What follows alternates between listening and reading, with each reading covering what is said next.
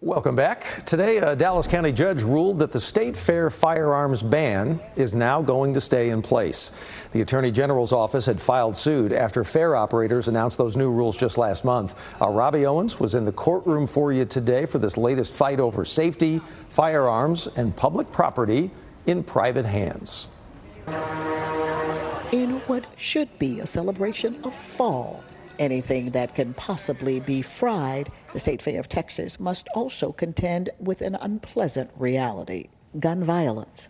There was a shooting, as was mentioned previously, and the senior management team got together.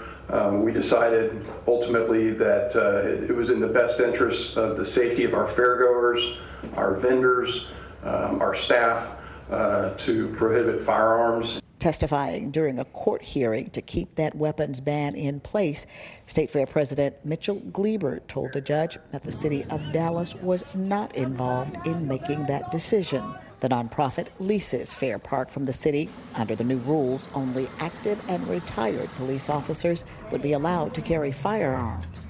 After the ban was announced, the Texas Attorney General's office filed a lawsuit arguing that Fair Park was public property and a firearms ban would violate gun owners' Second Amendment rights. These citizens are being denied their equal access to public space. They're being denied the right to protect themselves. Somebody yelling fire, the classic chestnut of yelling fire in a crowded movie theater.